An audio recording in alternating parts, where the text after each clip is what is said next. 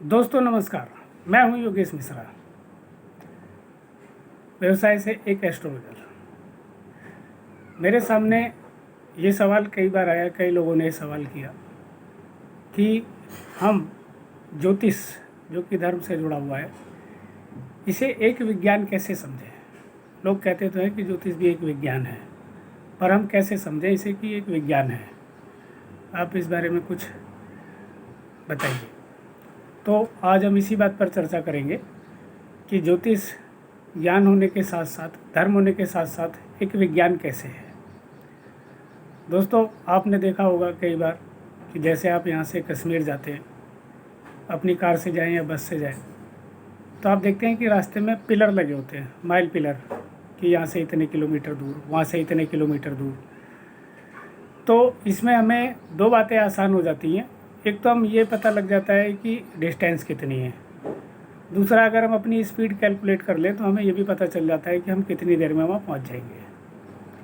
अब मान लिया आप अक्टूबर के महीने में कश्मीर जाएं, तो जैसे जैसे आप कश्मीर पहुँचेंगे, जो भी आपने ड्रेस यहाँ पहनी होती है, वहाँ पे ठंड होने की वजह से आपको अपनी ड्रेस बदलनी पड़ती है। दोस्तों, बिल्कुल ठीक इसी तरह से हमारे ऋषि मुनि ने सालों साल कड़ी मेहनत के बाद पृथ्वी को कॉन्वेंस मानते हुए कि पृथ्वी एक कार या बस है, और जब वो ब्रह्मांड में घूम रही है तो हमें आसमान में किस तरह के तारे दिखाई देते हैं और उनमें कितने समय बाद क्या परिवर्तन आता है, क्या वो फिक्स है या वो हर साल, हर महीने, हर दिन बदलते रहते हैं।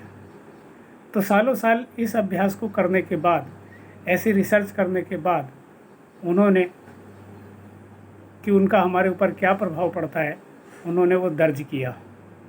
अब आप ही बताइए कि इसे हम ज्ञान कहें, विज्ञान कहें या धर्म कहें। ये झूठ तो हो नहीं सकता। जैसे हमारा कश्मीर की यात्रा झूठ नहीं हो सकती, माइल पिलर झूठ नहीं हो सकते, आगे मौसम का बदलना झूठ नहीं हो सकता। ऐसे ही जब ऋषि मुनियों ने सारे साइन लगाए और उसके बाद पृथ्वी पर होने वाले परिवर्तन को, और फिर उसको बड़े व्यक्तिगत तरीके से भी, और व्यक्तिगत तरीके में और भी बारीकी से, कि पर्सनालिटी के साथ particular per day, per month, per year क्या हो सकता है, ये सब कुछ उन्होंने सालों साल ग्रुप बना के, एक ग्रुप ख़त्म हो जाए, मतलब ग्रुप का लीडर ख़त्म हो जाए तो ग्रुप काम कर रहा है, लीडर ख़त्म होते गए, ग्रुप काम करता गया। सदियों से ये अध्ययन चला और रिसर्च हुई और इसको दर्ज किया गया। अब आप खुद ही सोचिए, और ये आज इतना सत्य साबित होता है कि लोग आश्चर्यचकित हो जाते हैं। अगर किसी को कोई ऐसे पंडित जी, ज्योतिषी ज्ञानवान मिल जाए तो वो आपकी पर मंथ, पर ईयर तक की प्रेडिक्शन एकदम सटीक कर सकते हैं, आपकी पूरी लाइफ की प्रोग्रामिंग आपको दे सकते हैं। तो आप ही बताइए कि इसको धर्म कहना उचित है, ज्ञान कहना उचित है या विज्ञान कहना उचित है। और ये बिल्कुल इसी तरह से खरा उतरता है।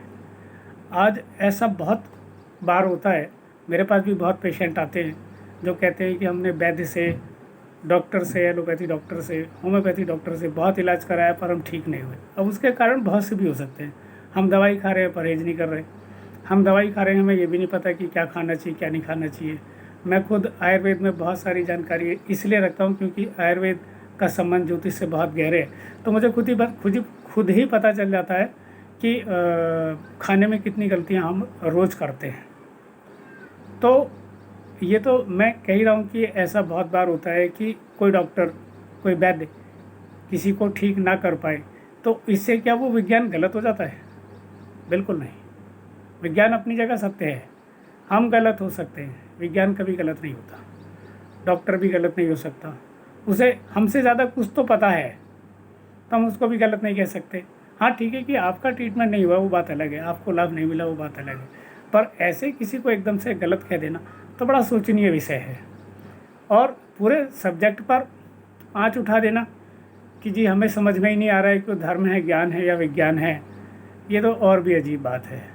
तो दोस्तों, अब आप समझ गए होंगे कि ज्योतिष बेसिकली कैसे तैयार हुआ, कैसे हमारे संज्ञान में, ज्ञान में और विज्ञान में आया, फिर हमने उसको कैसे धर्म से जोड़ा।